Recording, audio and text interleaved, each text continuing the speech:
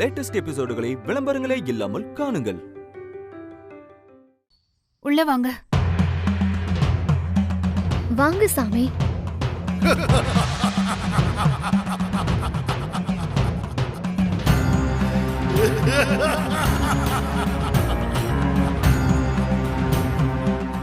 ஆண்டவனோட சித்து விளையாட்டு இந்த குடும்பத்துல இன்னும் நிறைய இருக்கு.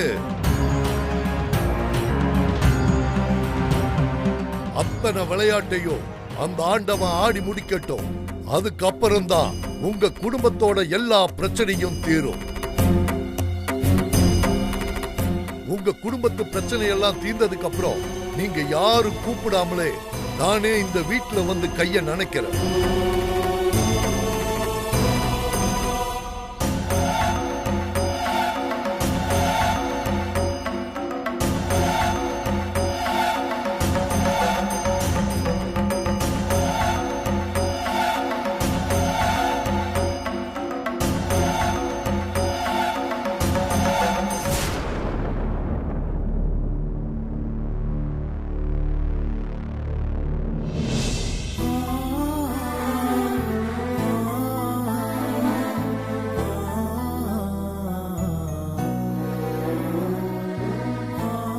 மதியழகா,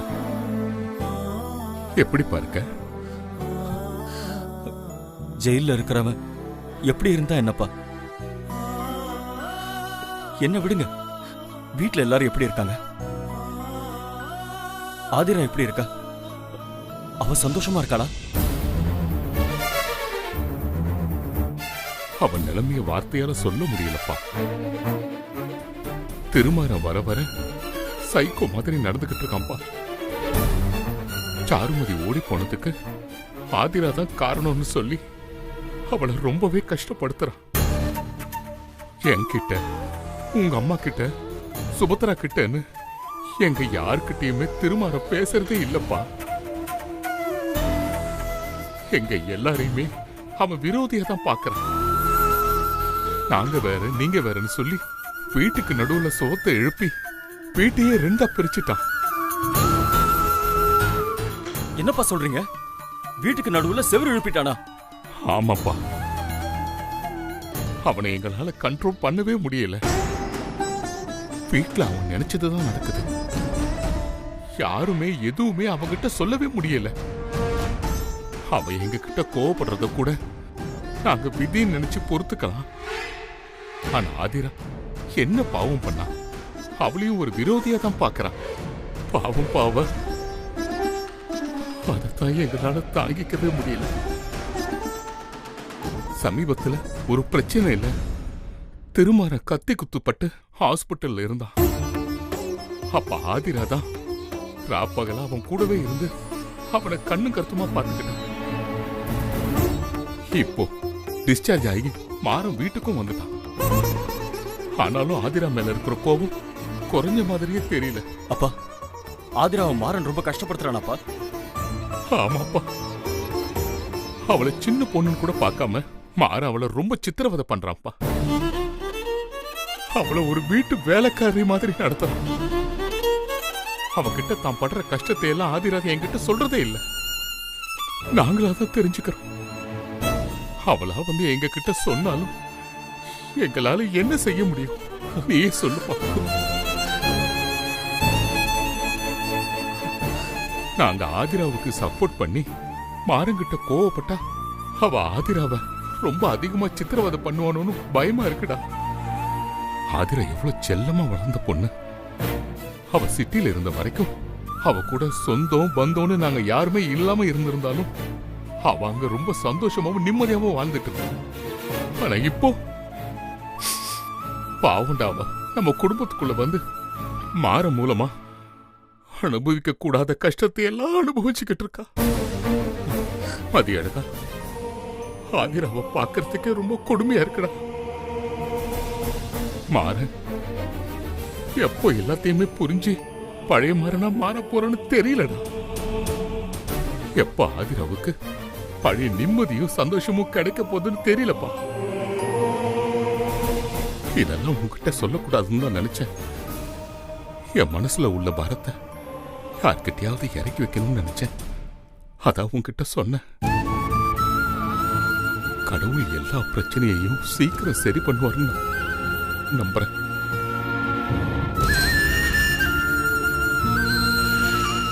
சார், டைம் முடிஞ்சிருச்சு, கிளம்புங்க. வரம்பா. சரிங்கப்பா. உடம்ப பார்த்துக்கோ.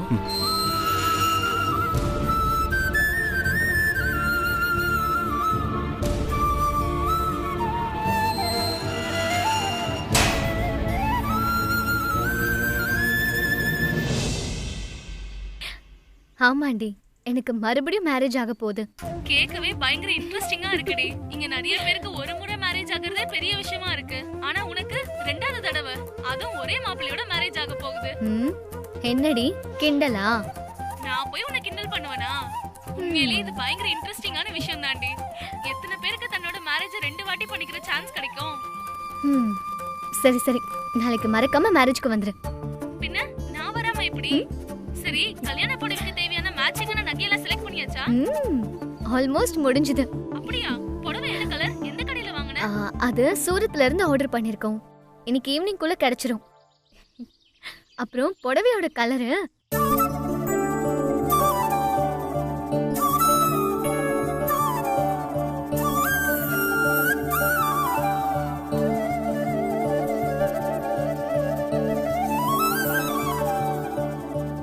சரிடி, நான் திரும்பவும் சொல்றேன், நாளைக்கு மறக்காம மேரேஜ்க்கு வந்துரு. பாய் பாய்.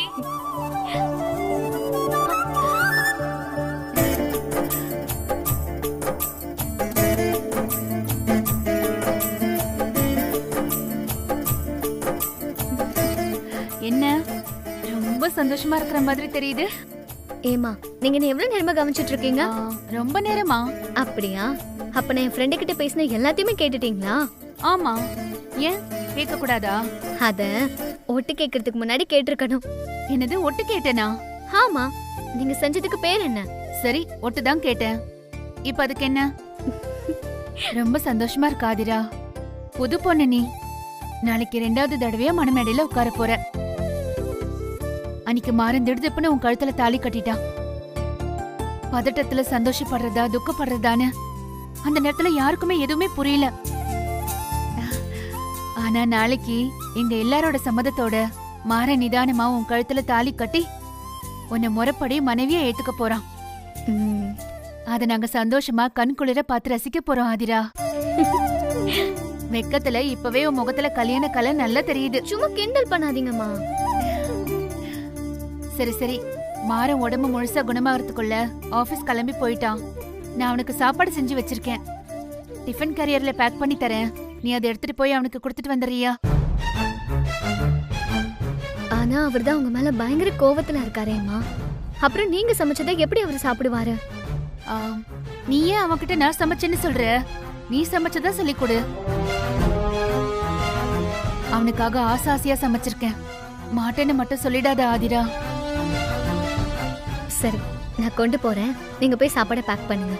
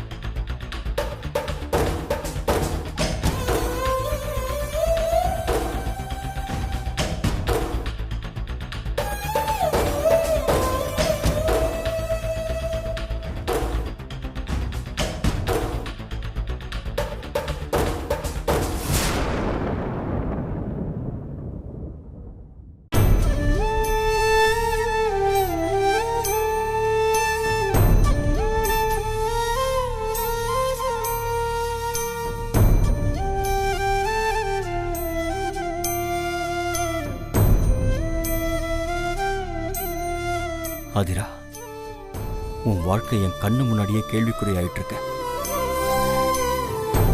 உன்னோட அப்பாவா என்னால உனக்கு எந்த நல்லதுமே செய்ய முடியலையம்மா. படிக்க வேண்டிய வயசுல உன் கழுத்துல அநியாயமா அந்த திருமாறன் தாலியை கட்டி உன்னை சித்திரவதை பண்ணிட்டு இருக்கானேம்மா.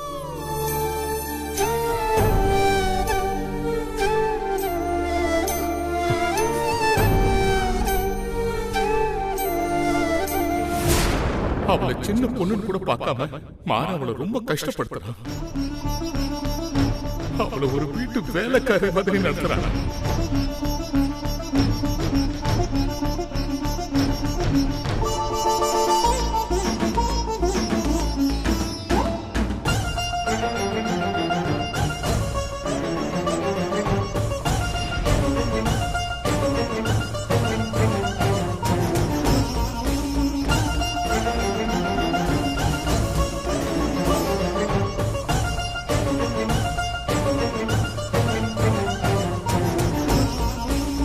என்ன மதியழகா, இதையோ தீவிரமா யோசிச்சுட்டு இருக்க மாதிரி தெரியுது. சார், உங்ககிட்ட ஒண்ணு கேட்கணும். சொல்லுங்க.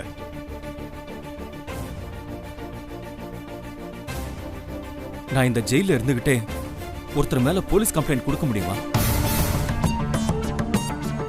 கொடுக்கலாமே, ஆனா யார் மேல கம்ப்ளைண்ட் கொடுக்கணும்? சார், என் பொண்ணு ஆதிரா இன்னும் மைனர் வயசை தாண்டல சார். படிச்சுட்டு இருக்கிற பொண்ணு சார். அவ கழுத்துல ஏசி திருமாரம் வலுக்கட்டாயமா தாலியை கட்டி அவளை கொடுமைப்படுத்திட்டு இருக்கான் சார். நான் அந்த திருமாரம் கிட்ட இருந்து எப்படியாவது என் பொண்ணு வாழ்க்கையை காப்பாற்றணும் சார். மைனர் வயசுல இருக்கிற என் பொண்ணு கழுத்துல அவன் தாலி கட்டினதே தப்பு சார். அதனால நான் அந்த திருமாரம் மேல போலீஸ் கம்ப்ளைண்ட் கொடுக்கணும் சார். நீங்க அவர் மேல அப்படி ஒரு கம்ப்ளைண்ட் கொடுத்தா நிச்சயம் உங்க பொண்ணு வாழ்க்கையை காப்பாத்திடலாம். ஆனா அதுக்கு முன்னாடி ஏசிபி திருமாறனோட வேலை போகும். அப்புறம் அவருக்கு 7 வருஷம் ஜெயில் தண்டனையும் கிடைக்கும். இதெல்லாம் உங்களுக்கு பரவாயில்லனா இங்க தாராளமா அவர் மேல நீங்க கம்ப்ளைண்ட் கொடுக்கலாம். சார், அவன் எப்படி போனாலும் பரவாயில்ல சார். சார், எனக்கு என் பொண்ணு அங்கிருந்து திரும்ப வரணும் சார். எனக்கு அவ ஆசைப்பட்ட மாதிரியே அவளுக்கு நல்ல படிப்பும் நல்ல வாழ்க்கையும் கிடைக்கணும் சார். சார், அதுக்காக நான் என்ன வேணாலும் செய்ய தயாரா இருக்கேன் சார். இந்த விஷயத்துல நீங்க ஒரு தடவைக்கு 10 தடவை யோசனை பண்ணி செய்யுங்க. என்னால இதைத்தான் சொல்ல முடியும்.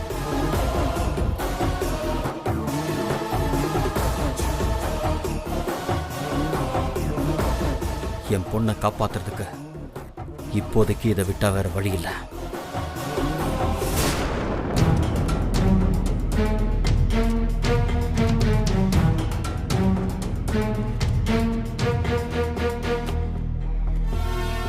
வணக்கம் சார். வணக்கம். என்ன சார் நீங்க இங்க? என்ன கேள்வி இது? இது என் டெஸ்க் தானே? அது இல்லை சார், இன்னும் உங்களுக்கு உடம்பு முழுசா கியூர் ஆகல. இன்னும் ஒரு 2 நாள் வீட்டில் ரெஸ்ட் எடுக்கிறத விட்டுட்டு அதுக்குள்ள ஆஃபீஸ்க்கு கிளம்பி வந்துட்டீங்களே சார், அதான். ரெஸ்ட் எடுத்துட்டு இருந்தா எடுத்துக்கிட்டே இருக்க வேண்டியதான். அப்புறம் நான் எப்போ வேலைக்கு வர்றது? எனக்கு என் வேலை தான் எல்லாமே. ஓகேங்க சார். சார், நீங்க கேட்ட ஃபைல் சார். சரி, சொல்லுங்க. சாருமதியை பத்தி ஏதாவது தகவல் கிடைச்சதா? என்ன வாசு, ஏன் தாங்கிறீங்க? சொல்லுங்க. சாருமதியை பத்தி ஏதாவது இன்ஃபர்மேஷன் கிடைச்சதா? சார், அவங்கள பத்தி நிறைய தகவல் கிடைச்சது. அதெல்லாம் உங்ககிட்ட சொன்னா ஏத்துக்குவீங்களா மாட்டீங்களான்னு யோசனையா இருந்தது. முதல்ல என்ன தகவல்னு சொல்லுங்க. சாருமதி மேடமும் அகிலனும் காலேஜ் டைம்ல இருந்தே ஒருத்தர் சின்சியரா லவ் பண்ணி இருந்திருக்காங்க சார். அந்த டைம்லயே 2 பேரும் ஓடி போய் கல்யாணம் பண்ணிக்கலான்னு ட்ரை பண்ணியிருக்காங்க சார். அந்த விஷயம் தெரிஞ்சு சாருமதியோட தாத்தா ஆளுங்களோட போய் அவங்க 2 பேரையும் பிரிச்சிருக்காங்க சார். அதுக்கப்புறம் அவங்க தாத்தா அந்த விஷயத்த உங்க குடும்பத்துக்கிட்ட சொல்லாம மறைச்சு உங்களுக்கும் சாருமதி மேடத்துக்கும் மேரேஜ் பண்ணி வச்சுட்டாங்க சார். மேரேஜ் ஆனதுக்கு அப்புறம் சாருமதி மேடமால அகிலனை மறக்க முடியல சார். அவங்க 2 பேரும் உங்க யாருக்கும் தெரியாம அடிக்கடி சந்திச்சு அவங்க காதலை வளர்த்திருக்காங்க சார். பத்தாததுக்கு அந்த அகிலன் உங்க குடும்பத்துக்கு ரிலேட்டிவ் ஆயிட்டதுனால ஈஸியா அவர் உங்க வீட்டுக்குள்ளே வந்து தங்க முடிஞ்சது. அதுக்கப்புறம் சாருமதி மேடம்க்கும் அகிலனுக்கும் இருந்த லவ் ரொம்ப ஸ்ட்ராங் ஆயிடுச்சு சார். அதனாலதான் உங்க மனைவி சாருமதி மேடம் தான் பெத்த குழந்தைய கூட மறந்துட்டு அந்த அகிலனோட எஸ்கேப் ஆயிட்டாங்க. ஷார்ட்டா சொல்லணும்னா சாருமதி மேடம் யாரோட வற்புறுத்தலும் இல்லாம அவங்களோட சொந்த விருப்பத்தால தான் அகிலனோட எஸ்கேப் ஆயிருக்காங்க. போதும், நிறுத்தியா? உன் இஷ்டத்துக்கு ஏதாவது உளறிட்டு இருக்காத. சார் நான் உளரல சார், நான் சொல்றதெல்லாம் உண்மைதான் சார். வேணாம், எதுவுமே பேசாத. நீ சொல்ற மாதிரி சாருமதி அவளா விரும்பிலாம் அகிலன் கூட ஓடி போகல. என் வீட்டுல இருக்கிற சில பேர் தான் சாருமதி நல்லா பிரெயின் வாஷ் பண்ணி அவளை இப்படி ஒரு காரியத்தை பண்ண வச்சிருக்காங்க. குறிப்பா அந்த விஷயத்துல ஆதிராவுக்கு பெரிய பங்கு இருக்கு. இந்த ஆதிரா தான் சாருமதியை நல்லா குழப்பி விட்டு அகிலன் கூட ஓட வச்சிருக்கா. அந்த ஆதிரா மன்னிக்க முடியாத துரோகி. அவளை நினைச்சாலே எனக்கு பயங்கரமா டென்ஷன் ஆகுது. சார், நான் சொல்றேன் தப்பா நினைக்காதீங்க சார். நீங்க இப்படி யோசிக்கிறது சரியில்லை சார். என்னையா சரியில்லை? தயவு செஞ்சு நான் சொல்றத கொஞ்சம் பொறுமையா கேளுங்க சார். நீங்க நினைக்கிற மாதிரி ஆதிரா மேடம் தப்பானவங்க இல்லை சார். அவங்க ரொம்ப நல்லவங்க சார். குறிப்பா அவங்க உங்க மேல உயிரே வச்சிருக்காங்க சார். நீங்க கத்தி குத்துப்பட்டு ஆஸ்பத்திரியில உயிருக்கு போராடி இருந்தப்போ ஆதிரா மேடம் உங்களை எப்படிலாம் கவனிச்சுக்கிட்டாங்க தெரியுமா சார்? சாப்பிடாம தூங்காம ராத்திரி பகல் உங்க கூடவே இருந்து அவ்வளோ அக்கறையா உங்களை கவனிச்சுக்கிட்டாங்க சார். அப்படிப்பட்டவங்க எப்படி சார் உங்களுக்கு இப்படி துரோகத்தை பண்ண மனசு வரும்? வாய்ப்பே இல்லை சார். வாசு சொன்ன மாதிரி சாருமதி மேடம் அவங்களாதான் சார் அந்த அகிலம் கூட ஓடி இருப்பாங்க. வாய முடியா? என்ன ஆளாளுக்கு அந்த ஆதிராவுக்கு வக்காலத்து வாங்குறீங்க? அவ யாரு, எப்படிப்பட்டவனு அவளை பத்தி உங்க எல்லாருக்கும் தெரிஞ்சதை விட எனக்கு நல்லாவே தெரியும். சரியான யமகாதகி. அவளால என் வாழ்க்கையே நாசமா போயிடுச்சு. அவளுக்கு சப்போர்ட் பண்ணி யாராவது பேசுனீங்க, அப்புறம் நான் மனுஷனாவே இருக்க மாட்டேன்.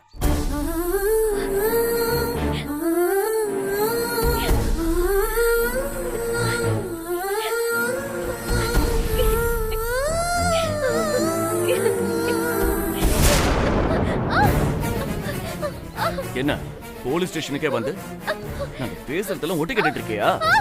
நாங்க என்ன பேசுறோம் ஏது பேசுறோம்னு ஒட்டு கேட்டு அந்த சாருமதியை அலர்ட் பண்ண பாக்குறியா? உனக்கு ஏன் இது திருட்டு புத்தி?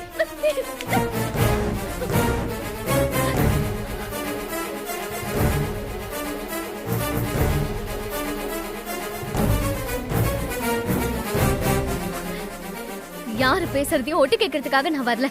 எனக்கு அந்த புத்தியும் கிடையாது. நான் சாப்பாடு தான் கொண்டு வந்தேன். பசிக்குதுன்னா சாப்பிடுங்க, நான் போறேன்.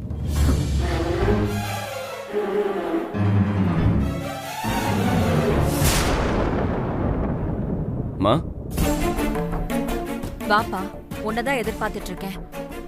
என்னம்மா தூங்கலையா? தூங்குறதெல்லாம் இருக்கட்டும், முதல்ல நான் கேக்குறதுக்கு பதில் சொல்லு. என்ன? நாளைக்கு உனக்கும் ஆதிராவுக்கும் மறுபடியும் கல்யாணம் நடக்க போகுது. அந்த நினைப்பு உனக்கு கொஞ்சமாவது இருக்கா? வீட்ல இருந்து கல்யாண வேலையை பாக்குறத விட்டுட்டு நீ பாட்டுக்கு ஸ்டேஷனுக்கு போயிட்டு வர, அதுவும் இவ்ளோ லேட்டா வர. மா, நாளைக்கு நடக்க போறதெல்லாம் கல்யாணம்னு சொல்லாத. அந்த சாமியார் என் உயிருக்கு ஆபத்து இருக்கிறதா சொன்னாரு. நீ அதை திரும்ப திரும்ப சொல்லி மறுபடியும் கல்யாணம் நடக்கணும்னு என்ன டார்ச்சர் பண்ணிட்டு இருந்த. அந்த ஒரு காரணத்துக்காக தான் நான் இந்த கல்யாணத்துக்கு சம்மதிச்சிருக்கேன். மத்தபடி எனக்கு இந்த கல்யாணத்துல சுத்தமா இன்ட்ரெஸ்ட் இல்லம்மா. இதுல கல்யாண வேலையை வர நான் பார்க்கணுமா? இல்லடா, சொந்தக்காரவங்க தெரிஞ்சவங்கன்னு எல்லாரையும் கல்யாணத்துக்கு இன்வைட் பண்ணணும்ல. ஆமாமா, இந்த கல்யாணம் ரொம்ப சந்தோஷமா நடக்க போகுது. சொந்தக்காரங்களாம் கூப்பிட்டு ஆர்ப்பாட்டமா கல்யாணம் நடத்துறதுக்கு. ஏமா நீ வேற? இந்த கல்யாணம் ஜஸ்ட் ஒரு பரிகாரம், அவ்வளவுதான். அதுவும் உன் திருப்திக்காக. இதுக்கு ஏன் எல்லாரையும் வர வச்சுக்கிட்டு? சும்மா உனக்கு தெரிஞ்ச 4 பேரை வர வச்சா போதும். கல்யாணத்துக்கு அம்மா சுபத்ரா எல்லாரையும் கூப்பிடுறதுல உனக்கு ஒண்ணு பிரச்சனை இல்ல? எனக்கு பிரச்சனை இருக்குன்னு சொன்னா மட்டும் அவங்க வராம இருந்துட போறாங்களா? ஒரு கல்யாணம்னா நமக்கு பிடிச்சவங்க பிடிக்காதவங்கன்னு யார் யாரோ வரத்தான் செய்வாங்க. யாரோ மாதிரி அவங்களும் வந்துட்டு போட்டோம். அப்புறம் உன்கிட்ட இன்னொரு விஷயம் சொல்லணும் திருமாரா. என்ன? அந்த ஆதிரா மேல சுத்தமா எனக்கு நம்பிக்கையே இல்ல. அதுவும் அவ உனக்கு பொருத்தமானவளாவும் தெரியல. நீ மட்டும் அவசரப்பட்டு அன்னைக்கு அவ கழுத்துல தாலி கட்டாம இருந்திருந்தா நானே உனக்கு வேற ஒரு நல்ல பொண்ணா பார்த்து கட்டி வச்சிருந்திருப்பேன். உன் வாழ்க்கையும் நல்லா இருந்திருக்கும். அவசரப்பட்டுடியே திருமாரா. மா, இப்ப அவசரப்பட்டு அவ கழுத்துல தாலி கட்டிட்டதால அவளை நான் என் பொண்டாட்டியை ஏத்துக்கிட்டே அர்த்தமாயிடுமா? என்ன பொறுத்த வரைக்கும் அவ இந்த வீட்டோட வேலைக்காரி. குறிப்பா என் குழந்தைய பாத்துக்கிற வேலைக்காரி. அவ ஒரு வேலைக்காரியா குழந்தைய பாத்துக்கிட்டு குடுக்கறத சாப்பிட்டுட்டு ஒரு மூலையில முடங்கி கிடக்க போறா. அவ்வளவுதான். நீ ஏமா அவளை நினைச்சு கவலைப்படுற? மா, எனக்கு பொண்டாட்டி ஆகிற தகுதி அந்த ஆதிராவுக்கு எப்பவுமே வராது. நீ அவளை பத்தி யோசிக்கிறத விட்டுட்டு ரிலாக்ஸ்டா இருமா.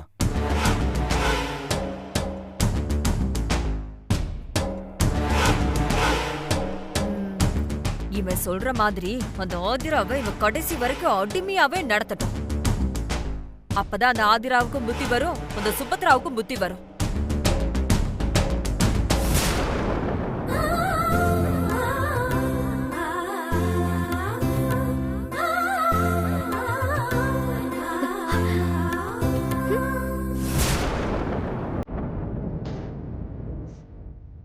நான் எதுக்கு உங்களை ரெஸ்பெக்ட் பண்ணணும்? நீங்க என்ன என் ஹஸ்பண்டா இல்ல நான் தான் உங்க வைஃபா? சும்மா பேருக்கு தானே என் கழுத்தை தாலி கட்டியிருக்கீங்க. நாளைக்கும் பேருக்கு தான் தாலி கட்ட போறீங்க. அப்புறம் இந்த குழந்தைக்கு ஆயா வேலை பார்க்க தானே என்ன வச்சிருக்கீங்க. அப்புறம் எதுக்கு சம்மந்தம் இல்லாம நான் உங்களுக்கு மரியாதை கொடுக்கணும்? என்ன நக்கலா? என் குழந்தையோட ஆயான்றத ஒத்துக்கிட்டா ஓகே. ஆனா ஒரு ஆயா வேலை பாக்குறவ இப்படி கட்டில கால் நீட்டி உட்காந்து ஸ்டைலா புக் பண்ணிப்பாளா? மரியாதையை கீழே இருக்க. அத என் முதலாளி அம்மா சொல்லட்டும். முதலாளி?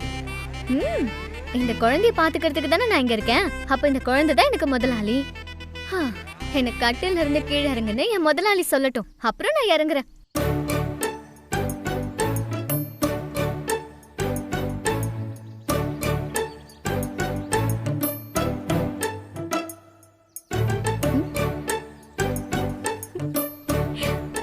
என்ன கபோர்டு எம்டியா இருக்கு? என் ட்ரெஸ் எல்லாம் எங்க?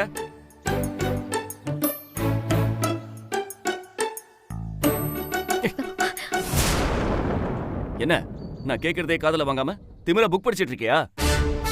இப்ப என்ன பிரச்சனை உங்களுக்கு? கபோர்ட்ல இருந்த என் ட்ரெஸ் எல்லாம் எங்க? அதுவா? அதெல்லாம் துவைக்க போட்டாச்சு. என்னது துவைக்க போட்டியா? ரூம்ல திடீர்னு எலி செத்த ஸ்மெல் அடிச்சுது. அந்த ஸ்மெல் எங்க இருந்து வந்துச்சுன்னு பொறுமையா தேடி கண்டுபிடிக்க எனக்கு டைம் இல்ல. விருப்பமும் இல்லன்னு வச்சுக்கோங்களேன். அதான் கபோர்ட்ல இருந்து எல்லா துணியும் எடுத்து மிஷின்ல வாஷிங் போட்டேன். ஏய், அந்த ட்ரெஸ் எல்லாமே ஆல்ரெடி வாஷ் பண்ணதான்.